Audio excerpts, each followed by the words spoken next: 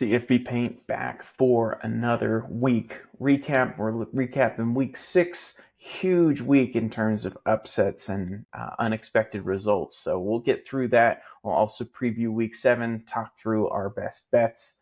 Solo pod tonight. Corey burning the midnight oil, climbing the corporate ladder. I had a work retreat, so wish him the best. But I'll be able to I'll be taking us through week 6. I got to lead with the biggest one. Bama goes down at Vandy. So many things to talk about in this game. Number one, Diego Pavia has now beaten an SEC team. I guess now he's technically in the SEC, so there's lots of more opportunities. But at New Mexico State last year, beats Auburn in Auburn. This time, as a member of the Vanderbilt Commodores, they host the Crimson Tide, fresh off a win against Georgia. They took it to them. Awesome win. Super fun to watch the game. Every time they needed something, Vanderbilt got it. A crucial conversion, answering a touchdown from Bama with a touchdown of their own. Man, awesome to see that happen. Clark Lee in his, I believe, 3rd or 4th year now at Vanderbilt, really starting to see the fruits of him building that program, coming from Notre Dame. Really excited to see what Vanderbilt, how they leverage this going forward. But I mean, there's a chance of Vandy goes bowling. I think heading into the year, I wouldn't have guessed that, and here they are. That New Mexico State brain trust of Jerry Kill and Tim Back, obviously bringing the quarterback, and Diego Pavia is a huge part of it as well. Man, that was a fun game to watch, and Bama's got some explaining to do. I think there were lots of people that were surprised by the result from 2 weeks ago and stunned by this result this past weekend, especially those being side by side, kind of comparing the highest of highs and then the lowest of lows. No disrespect to Vanderbilt, but just the expectation, of course, at Bama being that, of course, we're going to beat Vandy. I can't remember the last time they lost to Vanderbilt, so really just fun to see that happen. Topsy-turvy weekend all the way around, of course. We'll go through a couple of other ones that I'll quickly recap. I'm wearing the dub. Washington and Michigan played in Seattle. Long travel. Washington's a physical bunch, and so is Michigan. I didn't get too many eyes on this game, frankly. I still need to go back and watch it, but just wanted to quickly give my salute to the Washington Huskies. I mentioned last week I thought Michigan would cover the spread. They're still unsettled on quarterback. They're now on QB number 3 on the year, so that's problematic. That's no good. Washington, I think, is a little bit ahead of schedule in Jed Fish's first year after the roster essentially got torn down to the studs with transfers in the NFL draft after Kalen DeBoer's departure. So was bullish on what Jed Fish could do. I'm a little surprised to see him 4-2 at this stretch, given the hand he was dealt with the roster being what it was when he showed up. He brought a couple of key components with him at Arizona, brought them over, and they've been instrumental in really establishing something that's going to work for Washington in this transition period. But nonetheless, hat tip to Washington. I think that they're heading into the season. I wasn't sure that they're a bowl team. Now, with only a few weeks left in the season, let's see. Hold on, let me pull up their schedule real quick. Currently 4-2, heading off to Iowa City, not Ames, yikes. Iowa City to take on the Hawkeyes this week, and then a bye week. Then you're on the road at Indiana. Later, you host UCLA, you host USC at Penn State. Sorry, that's not in order. I'll get it in order. At Indiana, host USC at Penn State, host UCLA, bye week at Oregon. I mean, that's a challenging stretch, but I think between Indiana hosting USC, which we'll talk about in a minute, hosting UCLA, you probably have at least one more that you can win. I think at Penn State, the travel is going to be a challenge there. At Oregon, of course, in your time zone, but of course it's a tough place to play, and we'll see about that one. So those ones would be tougher, but you need 2 of those remaining 6. I think you can do that. It seems doable. So hat tip to the Huskies. A couple other games I want to run through real fast. Texas A&M, Missouri. Missouri had 5 different drives of 7 or fewer yards. That's not going to get it done. Lines of scrimmage, I think, are problematic for Missouri. Also, a very impressive win from Texas A&M. Good welcome back to college football for Connor Wigman, who I wasn't necessarily expecting him to take back over the job returning from injury. I thought Marcel Reed had played fine, for how young he is, and with the athleticism that he brings to the game that Wegman doesn't traditionally. I thought that they might stick with him. Wegman had, I think, one of his better games, and Missouri maybe is on fraud watch right now. We'll have to see. It's been now 3 or 4 games where struggled against Boston College, struggled against Vanderbilt, which in light of what happened in Nashville with the Crimson Tide, maybe that's not as problematic as it once was.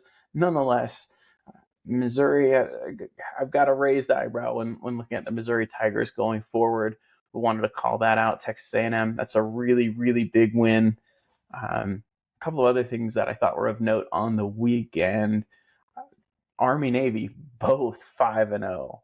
Love it, and not only 5-0, but they're winning by substantial margins, and it's exciting to see them. They're now in the same conference. I did see, I think it was Barstool who talked about there is a possibility that if they both go undefeated, they will play, or even just there's a possibility they play for the American Conference Championship the weekend before the Army Navy game. So I think the people that embrace the chaos that is college football at times, and what a more, I don't know of a more appropriate time to talk about the chaos than given this last weekend and some of the results that we saw.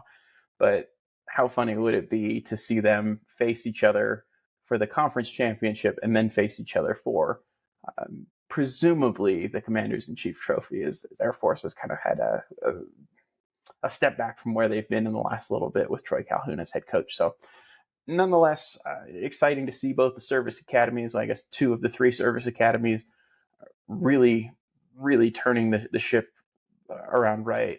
I know that there was speculation, and particularly I think on our part last year, where we wondered, with all the changes that are happening in college football with NIL, with the transfer portal, how would the service academies be able to keep up in this shifting landscape? And the answer this year so far is they're going to keep up. They're going to be ahead of their pace that we've typically seen in the last 3 or 4 years. So well done to both Army and Navy. Excited to see how their seasons continue to play out.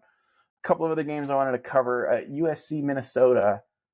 USC, 2 true road games, 2 losses. So on the road at Michigan, a loss, which now is looks worse and worse every week, right? With Michigan dropping this most recent game to Washington, going on the road at Minnesota and not being able to take care of business was also pretty disappointing. Of course, they did have the neutral site game in the opener against LSU in Las Vegas, which they did win. So take that for what it is. But the Trojans, that's that's not going to get it done. And especially you host Penn State, which is kind of a souped up version of, defensively they're at the caliber of Michigan, and they look like they really embraced the run game and being able to unlock a little bit more in terms of a passing game with Drew Aller this year. So it's going to get tougher before it gets easier for sure. I don't know. We'll have to see going forward with USC. I think that they've made some changes in the right direction. I think defensively they're considerably better than where they have been. It's always one thing with them. I feel like you play whack-a-mole with what works and what doesn't, and it's, since Lincoln Riley has arrived there's not been a season or really that many games where every facet of the team is operating and clicking on all cylinders. So we'll see what the patience looks like. Again, at a glance, you host Penn State, at Maryland, long travel across the country. I'm not super impressed with Maryland, but right after that, you come right back and you face Rutgers, a really physical team, kind of built in the mold of the Big Ten, and it may take USC a little bit of time to adapt to that play style. And I don't know. It's going to be interesting to see. After that, they go and visit Washington, which we talked about a little bit earlier. Bye week. And then they're home against Nebraska. I would project them to win that game. On the road at UCLA, on the road, across town at UCLA, I would project them to win that game. And then hosting the Notre Dame Fighting Irish, which right now I'd probably say the Fighting Irish should be favored in that game, maybe by 3. I don't know, nothing crazy, but there's work to do for the Trojans. A couple of other games I wanted to just kind of quickly shout out. UCF and Florida. Florida got up, got ready for this game, 3-2. As far as I'm concerned, they're kind of on schedule with where they should be for the season. In fact, they might even be slightly ahead of schedule. 3-2. I expect them to. I expected them to be probably 5-7. And now at a glance, some of those games, hosting Ole Miss, I think there's a chance you could play that game close. Hosting Kentucky, you could certainly win that game, though they look like they've kind of righted the ship a little bit after a debacle against South Carolina. At Florida State, right now, I think Florida wins that game. I think I said that last week, went on record there. So I've got the Gators as a bowl team at this point.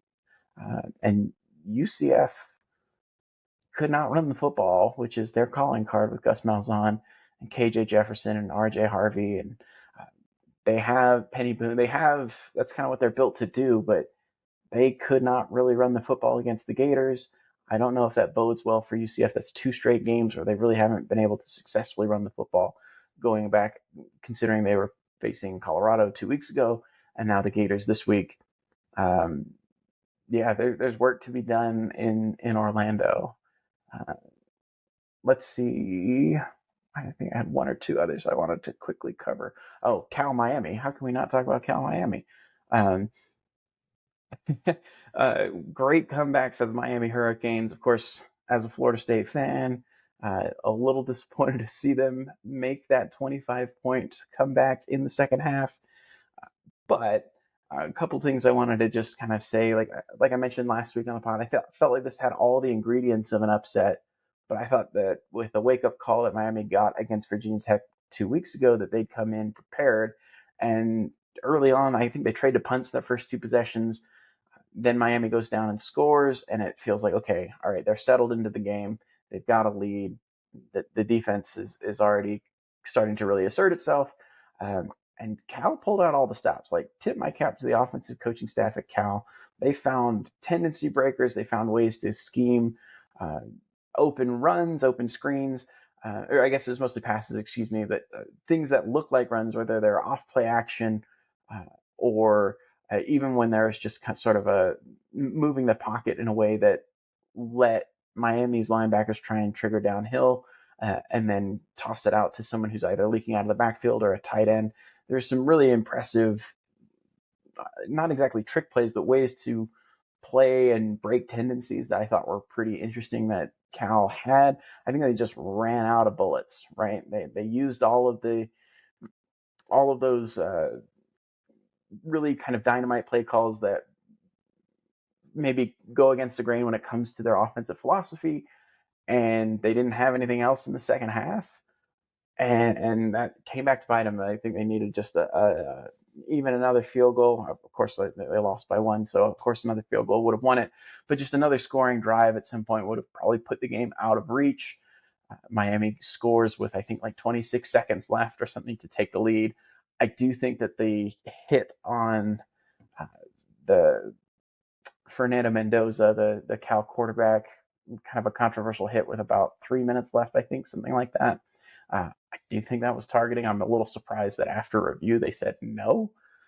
Nonetheless, credit Miami, at one point down 25 in the second half. It had been easy to say, all right, pack it in. It's not our night. And they just didn't. They just kept fighting, scored once, let the defense get a stop, score again.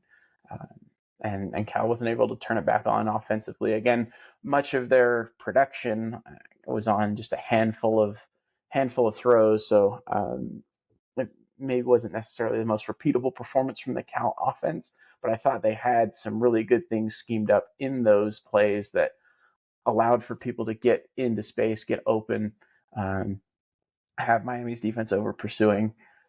And they locked in the second half. They came back, they won. That's 2 weeks in a row. So my my antennas are up on the Hurricanes as far as maybe they're not the dominant force that I expected them to be heading into the season. As listeners of the podcast will know, I was very bullish on what they could be this year. In fact, I said I think there's a pretty distinct chance they go undefeated given both the team's talent and especially the very favorable schedule that they have in the ACC. And when I say undefeated, undefeated in the regular season, right? And now I feel like, okay, maybe there are some flaws. I think we've seen Cam Ward being pretty cavalier with the football, playing pretty fast and loose when it comes to just scrambling, keeping a play open or keeping a play alive, and at times not knowing when to say, okay, the defense has just won this down. I'm going to throw it out of bounds, or I'm going to scramble and get what few yards I can, trying to keep it alive for extra yards, taking a couple sacks, throwing some really ill-advised passes across the middle and across his body, including one that ended up being an interception for a touchdown for Cal in this game. So I think that there are some potential flaws. I just don't know how many teams on Miami's schedule from this point forward will be able to expose those or make them pay for them such that they actually lose a game. Wanted to just call out Cal's linebackers, what Vic So'oto has done with them. He's the linebacker coach at Cal. Is awesome. Kedu Luabe is an extremely good player.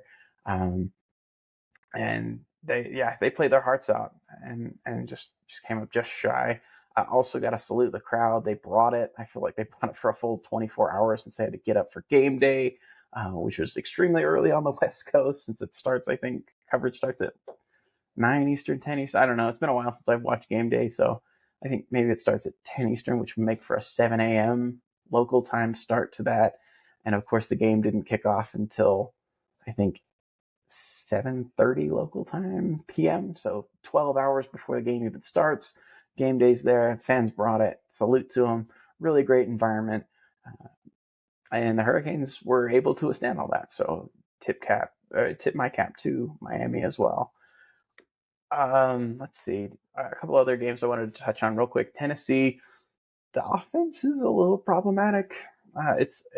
It's concerning to me that you couldn't score more against the Arkansas Razorbacks, who have not exactly been a juggernaut of a defense. Now, again, they played their best game, so like you got to give them credit for that. But 14 points, all coming in the third quarter. Maybe it just isn't exactly what we were expecting, especially when defense has given up 39 to Oklahoma State, 27 to UAB, 14 to Auburn. Auburn's not very good offensively. 21 to Texas A&M, and Tennessee only manages 2 touchdowns. I maybe was a little ahead of myself calling Nico Iamaleava a Heisman contender this year. I think that they've had to try and I think he still has all kinds of talent. Excited to see how he continues to develop. But in the last couple of games, they've definitely relied heavily on the run game, and that makes some sense when you have a back that's as dynamic as Sampson is, as Dylan Sampson is for the Volunteers. But might be a little bit of a concern that others will start to really key in on the run game, force Tennessee to throw the football, and people have shown that you can start to get after the passer with the Tennessee offensive line being what it is. So I don't know. I think there's some challenges ahead for Tennessee. I'm excited to see what they do kind of going forward. Hosting Florida this week, really interesting contrast in vibes where Florida, had some real struggles in the early going of the season. I feel like they've kind of settled down the last week or two. They were able to win this past week against UCF, which again is, and I wouldn't call them necessarily an in-state rival, but the fact that you're able to continue to kind of assert yourself as one of the power three in the state of Florida, coupling that with a road win at Mississippi State, which again maybe isn't the most impressive win, but 2 wins in a row after looking kind of hapless against Miami and Texas A&M. I think the vibes at Florida are much better. Tennessee, of course, lots of disappointment and confusion after a pretty disappointing, at least disappointing offensive performance against the Razorbacks. So they have to regroup quickly. Rivalry game. This game being played a little bit later in the season than it has been in the last 10 years or so. If my memory serves me right, I believe that's usually been kind of a second or third week in September. And now we're into the second week of October to play that. I think conference realignment's playing quite a role there. But Tennessee, that's a bit of a concern that the offense hasn't really been there for now 2 straight weeks. Against Oklahoma, I think it made more sense. Just the Sooners have a pretty good defensive front. Arkansas is a bit more surprising, so we'll have to keep an eye on whether or not the Volunteers have some challenges. Well, I mean, they currently have some challenges on offense and specifically in the passing game. Can they remedy those or at least mask those such that other defenses aren't able to prevent them from being really pass heavy, as they clearly have tried to avoid that in the last couple of games and without much success. So just wanted to talk through that one real quick. Let's see. Did I have any others for this past week? I'm not sure. Let me quickly scroll through. We covered most of the upsets, right? We covered USC, Minnesota. Again, I didn't get too many eyes on that game. I saw just kind of the final 7 or 8 minutes of that game. Oh, yeah. It wouldn't be right to not call out Ashton Jeanty, running back at Boise State. Again, 13 carries, 186 yards, 3 touchdowns, only played in the first half. That's a man amongst boys.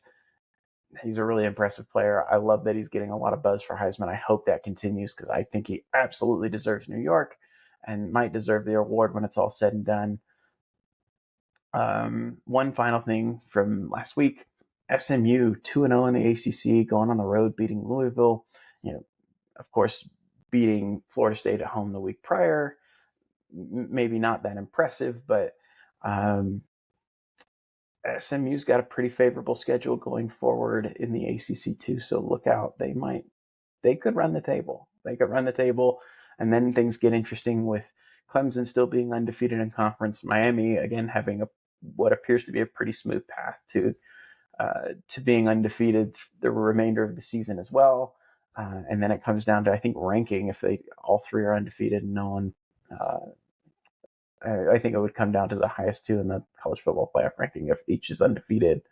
Although I'm not familiar with the new tiebreakers, but that is one of the challenges with conference realignment and more conferences getting larger and larger, where there's less head-to-head overlaps, which in a 12-team conference, usually that would sort itself out, and certainly would sort itself out within divisions. But now that conferences are larger and divisionless, we're going to have to really know the tiebreaker schedule or tiebreaker scenarios and how they roll out. So I'm still learning on that, and we'll have to see how it plays out potentially in the ACC, where it looks like you could be running towards something like that, where multiple teams are undefeated and there isn't a head-to-head comparison to make. So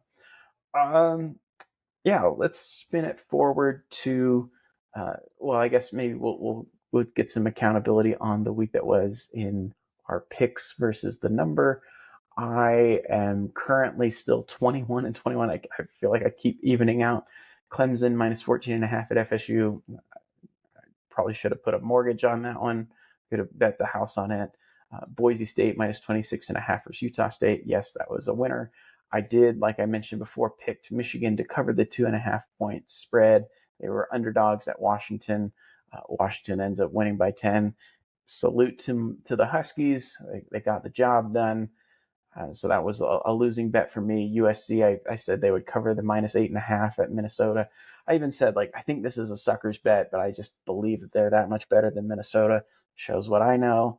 And that's why they build really big buildings in the desert in Las Vegas, and why I also don't put money on these things. UF +3 at UCF. I just thought that was a night game at UF, and I'm getting points against UCF, who had just lost pretty decidedly against Colorado. Yeah, that one I feel like I saw that one coming. Arizona State -3 versus Kansas. Fun game. 35 points scored in the fourth quarter of that game. And Arizona State scores with a few minutes left or a few seconds left. I can't remember. It was right. It was down to the wire to take the lead and to get that cover for me. Again, I had expected Miami to go and cover the spread at Cal. Excellent effort by Cal. They didn't get the win, but they got the cover. And then I chose FSU under 11.5 points. That one also did not hit. So a 4-4 week for me on picks. We'll quickly run through Corey's. He had TCU -16.5 versus Houston. Houston won the game outright, so that one went sideways on him. He had Missouri +2 at A&M. Again, we covered that game. Pretty wide margin. Iowa versus Iowa State over 45 total points. That one also did not hit.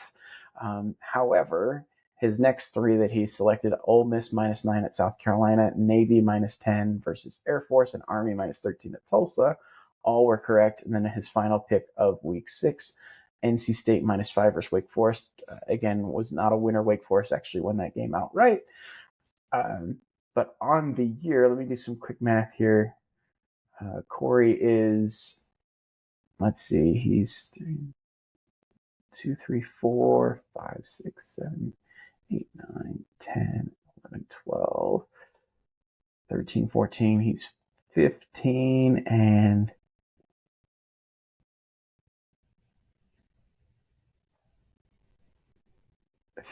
12. So he's still plus.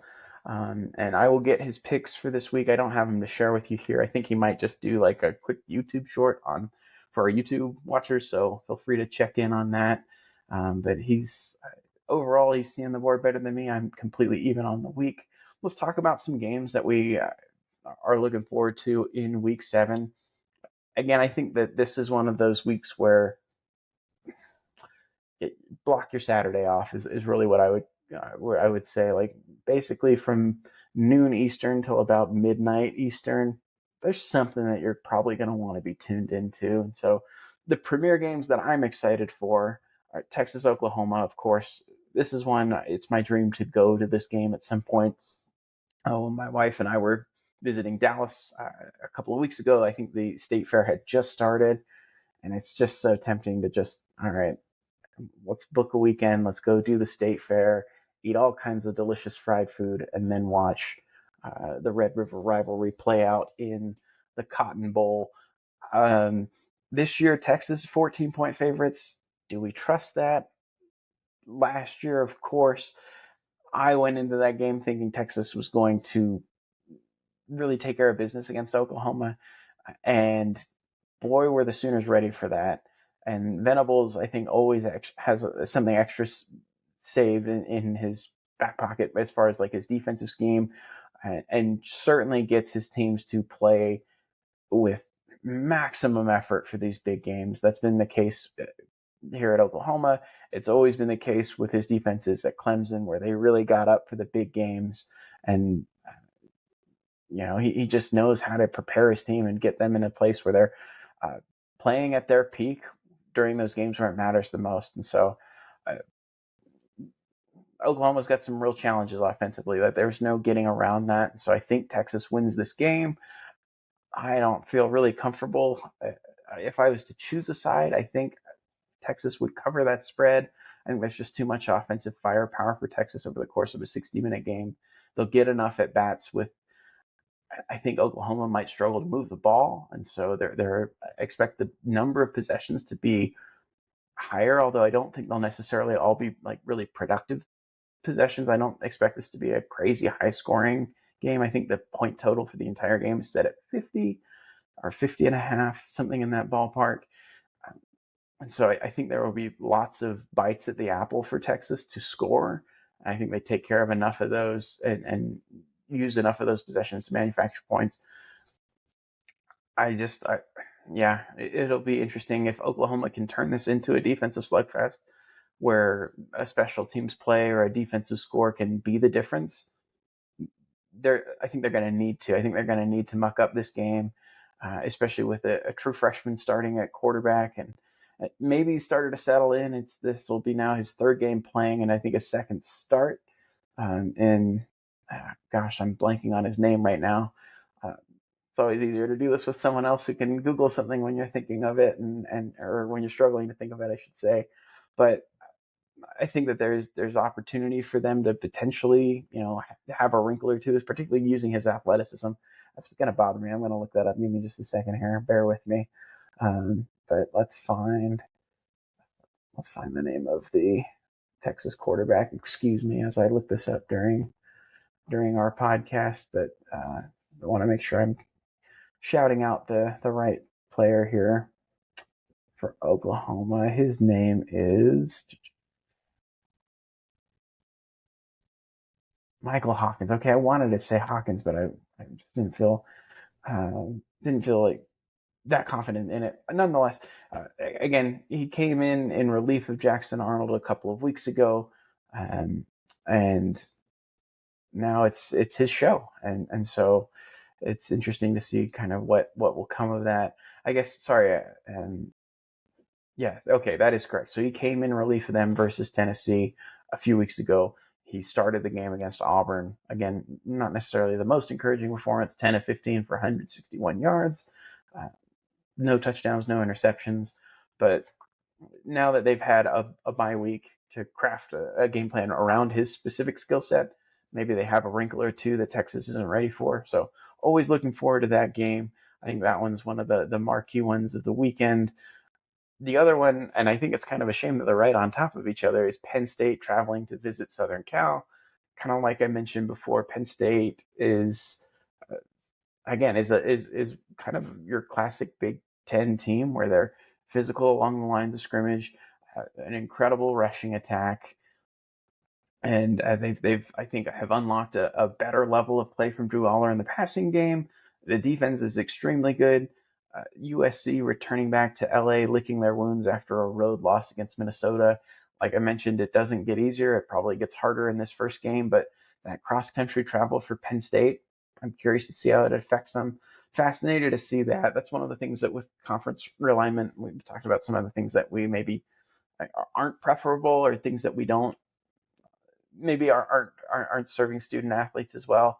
Uh, Travel, I think, being one of them. This is just an interesting kind of wrinkle in handicapping games, which again, like I'm not actually doing like point spreads or anything, but just understanding how the matchups are going to play out with the massive amounts of travel that you're now starting to see in the sport, particularly within a single conference.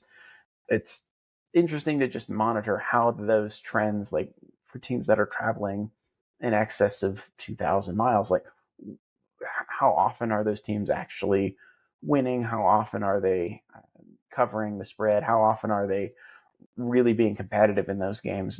It'll be fun as we get more and more information and more games play out to see what goes on there. A couple of others I wanted to highlight. I know that we have a fair amount of BYU fans that listen. BYU hosts Arizona. Big noon kickoff. The Fox equivalent to College Game Day will be there. That does not bode well for BYU if history is any indicator. Arizona has had their challenges though this year. They've thrown the ball to the other team a lot more than expected. I feel like for having the weapons that they do, Noah Fifita hasn't been quite as on point as he was last season. Um, I wonder if they are kind of missing the Jacob Cowing, like that role opposite of Tateroa McMillan, who's the superstar, and again, and for my money, probably a top 10 draft pick in this upcoming NFL draft, but a complementary piece where not every single piece of the defense's attention is focused on slowing down number 4 out wide. They do have Montana Lamonius Craig, um, and they have had a tight end that's stepped up. And gosh, I'm going to blank his name too, but they do have some weapons. There's some ability there, but I feel like at times Fifita has forced the ball into unnecessary windows. He hasn't been quite as accurate this year as he was last year, so um, there's some challenges there. BYU has had a really good run this year, 5-0, playing pretty well, forcing turnovers, and so if those trends continue, things could get ugly. I think right as of this moment, BYU is a 5-point favorite. I don't trust them as a 5-point favorite, especially with all the hype of bye week. You got to make sure that they're not reading their press clippings and getting kind of, for lack of a better term, just getting full of themselves for the great start, which it has been a fantastic start. I'll give them credit for that. But within that locker room and within that building, you hope that Coach Shiitake is making sure that everyone is on their P's and Q's and detail oriented. They've got an opportunity. The Big 12 is for the taking, and they have I think a tougher schedule in the conference, but Arizona just proved last week that they're beatable. Texas Tech beat them. Kansas State, of course, beat them in a non-conference game because that game had already been scheduled. Once the teams had decided to move conferences, it was too challenging to get that off the slate, so they decided to just keep that and have it as a non-conference game. But you can beat that team. That's a beatable team. Then you host Oklahoma State, also already maybe not statistically eliminated from the Big 12 conference race, but there's some problems with Oklahoma State. And after that, you're in a bye week, and then you go on the road, kind of up the highway just a little bit to Salt Lake City to take on Utah, who knows who's going to be their quarterback. I think they're a significantly different team with a true freshman Isaac Wilson than Cam Rising. I don't trust the Cam Rising's playing football with them again this year. I feel like every week they're like, oh, he's almost back, and they did that all of last year when he didn't play it down. So I'm at the point where I'll believe it when I see it. But there's opportunities. The Big 12's up for grabs, so be interesting to see that one take place again. I think that one kicks off at about 2 p.m. local time here in Utah. Of course, that's my alma mater. So we'll see. I think that it's a passing attack that BYU's yet to see in like I said, in Tater, Roa, McMillan, T-Mac, and Montana, Lamonius Craig, and Noah Fifita, who likes to throw the ball downfield. So the secondary hasn't really been like truly tested this year. This will be a good opportunity to get a sense of what they can do and how they're able to handle a premier pass catcher like T-Mac. So excited to see that one play out. Florida at Tennessee, I feel like I already covered this one a little bit. The vibes being so different heading into this week from the two different sides of that rivalry. Again, it's in Knoxville. Tennessee, 14, 15-point favorite, I think, depending on where you look. I just see that one being closer. I think give me Florida to cover. We'll talk about all my picks a little bit later, but I think that they'll cover. I don't necessarily think that they'll win, but how could they not be encouraged with their own performance this past week, but also seeing Tennessee's offense has flaws, and with a really high effort game from Arkansas, if you're able to recreate that on the defensive side for the Gators, you're going to have a chance. You're going to have a chance that maybe a 15-point line wouldn't necessarily suggest. A couple of others. Here's the major one. We talked about Texas, Oklahoma. That's an exciting one, of course. Ohio State visits Oregon, the game of the year in the Big Ten. Oregon's looked a little shaky the last couple of weeks. Dylan Gabriel maybe isn't quite. I don't know if I ever thought of him as a particularly dynamic player. Thought of him more as a game manager, but he's even in that role. I think he's struggled some. He's turned the ball over a handful of times, which is, I mean, if you're going to be a game manager, like that's probably rule number one is don't turn the ball over, because if you're not going to be a dynamic threat and the ability to put up points and really move the team down the field and be more dependent on the run game and play action pass, you better take care of the football, and that hasn't always been the case this year with Dylan Gabriel. Defense seems like it's starting to round into form, and I don't know. I just we'll see what they are. I feel much more comfortable with what Ohio State is through 5 games of the year, but it is in Autzen Stadium. That's a tough place to play. We've talked sort of ad nauseum now about teams traveling to the West Coast and how that might affect uh, whether it's body clocks or just I don't know about you, but when I travel, I get on a plane, especially like a long flight. It's exhausting. It takes a toll on you, and then to turn around and play a really physical team is a challenge. And so we're going to see if Ohio State's up for the challenge. Heading into it, they're 3-point road favorites. So I mean, make of that what you will. Chip Kelly, of course, I think is kind of a,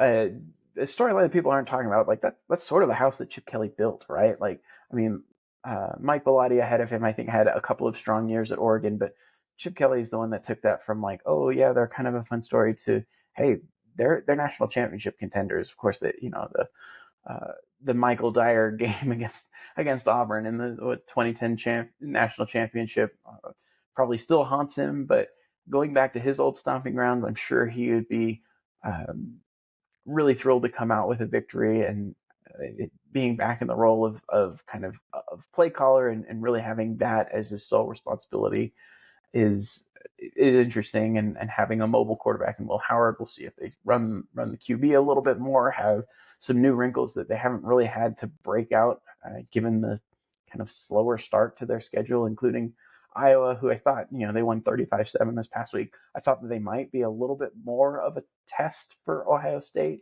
at least for a half or so, but Ohio State was essentially in control from the opening whistle. So here's where we get to kind of find out how these two teams stack up against each other, of course, with them lining up across one another.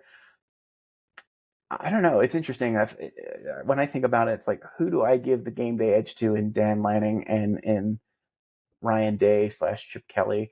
I think, man, it's a fascinating coordinator on both sides of it. With Jim Knowles being the defensive coordinator at Ohio State, coming from Oklahoma State a couple years ago, that defense at Ohio State's only gotten better in his 2 years there. Now in his third season.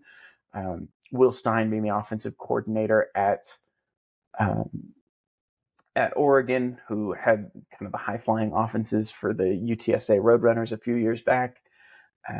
Still have some kinks to work out with Dylan Gabriel, like I mentioned, but on the flip side, you've got Dan Lanning, former defensive coordinator at Georgia, now, of course, the head coach at Oregon. And how does he respond to the offensive play calling minds of Ryan Day and Chip Kelly kind of working together to put together a game plan? Of course, Chip Kelly being the play caller, but Ryan Day, of course, would be contributing a significant amount to that offensive game plan for this weekend.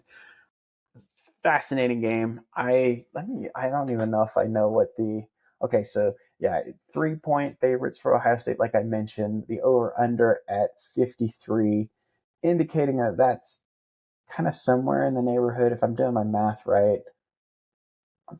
What are they expecting? Like a 20, like okay, 30 to 27-ish game? No, not quite. Like a 29 to 24 type of game.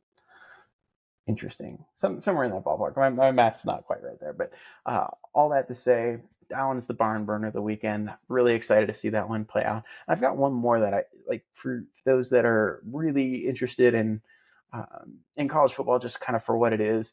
West Virginia hosts Iowa State, and they've got some pretty cool coal miner uniforms. It's a blackout game, but the matte black on it, I think, looks really sharp. I think the state outline of West Virginia with the WV logo looks pretty sharp on the helmets. Morgantown is, of course, that stadium is a tough place to play, especially like I mentioned, the Big 12 is in play. Anyone and anyone has a shot at it. Minus, I guess, Oklahoma State with 3 losses in conference already. It's probably a done deal. But West Virginia, tough out of conference slate, losing to Pitt, losing to Penn State, but undefeated in conference play thus far. Close game against Kansas, so they were able to pull out a win. Of course, they blew out Oklahoma State this past week, so They've got confidence coming into this game. They host Iowa State. Iowa State had a little bit of a struggle with Baylor, was able to put them away late. But this is a tough road environment, especially with every goal of West Virginia still in front of them. Garrett Green, C.J. Donaldson, fun little QB running back combo for West Virginia. Garrett Green, of course, of Child's high school fame, same high school, so probably will be leaning toward the Mountaineers and supporting the Mountaineers in that matchup. I just think that one will be a sneaky good game that in the midst of all these games that we've talked about, not enough people are talking about that one. So I am excited for that one. And of course, I know there will be surprises just like this past weekend where I don't think we spent 2 minutes talking about Bama and Vandy and look at what that game turned out to be. So I'm always thrilled for another weekend of college football. Before we get into my picks against the numbers, if you're this deep into the podcast, would really appreciate a like, a share, and a subscribe. Send it to your friends and engage with us. Talk to us. We're on Twitter at CFBPaint_, or on X, I should say. Comment on the YouTube. Reach out to us, cfbpaint@gmail.com. And if there's things that we're not covering that you want to hear about, or you want to get your thoughts shared, we're happy to include those, but really appreciate the support. Let's close it off with some of my picks for this week. And honestly, it's kind of a more empty slate for me this week. I'm really not sure what to make of some of these games, so I'm much more of a watcher this week than I am I'm not a gambler, but I feel less confident in making some of these picks. Okay, a couple of them. I kind of mentioned some of my thoughts on a few of these games earlier. UF Tennessee. Again, I think the Gators can keep that within the 15, but that's not my pick. I think actually that game goes under 55.5 total points. I don't necessarily expect the Gators to do a lot offensively, but knowing that Tennessee's now struggled offensively for a couple of weeks, and the Gators have a defensive line that I think can slow down the run game enough to force Nico to really throw the ball. The question is, can the Gators hold up on the outside? So I think it's under 55 total points is the angle that I'm seeing that game. I already mentioned I don't know if I trust BYU as a favorite, so I'm taking Arizona +5. I don't know that they necessarily win, but I think they can keep it close. And it feels like the Big 12 is just kind of a coin flip league at this point, where no matter which two teams line up, it's a 50-50 proposition. So a 50-50 proposition, but I get 5 points with the Wildcats. That's where I lean in that one. Washington and Iowa both run the football, both not great offensively, both pretty good defensively, or good enough defensively. I don't know. The caliber of offenses that they faced and that they will face in this game, respectively. I think both defenses are better than the other offenses. But I still think that total of 42 points is a little high. So I see this game playing in the teens. And maybe one of them breaks 20, but I don't expect it. I honestly, for Iowa, I don't really see them scoring more than like 14 points. So I think both teams run the football. I think it's a slugfest. I think the clock continues to run, so I see that game going under 42 total points. And then a game that we haven't touched on yet, that's an exciting one, but also kind of a wild card. LSU plays host to Ole Miss. Now, Ole Miss a couple weeks ago kind of got, for lack of a better term, got exposed. Ole Miss really didn't have a good answer for the physicality of Kentucky. Even this last week, they didn't look that impressive in that win over South Carolina. I mean, they covered the spread. But now they face a team with legitimate offensive firepower in LSU, who also has their own troubles defensively. And so this one is interesting for a few different reasons. The point total on this game is 63.5. So I think Vegas agrees that they expect lots of points to take place in this one. I just think it's so rare that you get an opportunity to get LSU plus points at home at night in Death Valley. So I am taking LSU plus 3.5 versus Ole Miss. There's no result that would stun me in this game. I could see Ole Miss winning by 10. I could see LSU lighting up the scoreboard and Ole Miss struggling to keep pace. Like really, there's the variance on this one's pretty wide, but I just think it's just not an opportunity that you get that often to have Death Valley um, fully engaged in a game, in a night game that will make things difficult on Ole Miss's offense to operate, and LSU I think has enough offensive firepower to turn this into a shootout, and maybe it's whichever team has the ball last wins, and so plus 3.5 for LSU, I'll take that. So those are my 4 picks for this week, and we will let you out. We'll wrap it there. Thanks again for listening, sharing, and subscribing. And hit us up on our socials. Let us know what we're missing. Let us know your thoughts on what's going on in college football and what maybe we need to talk about and pay attention to a little bit more, because there's a whole lot to cover and only a couple of us here at CFB Paint. So appreciate it, and we'll see you next time.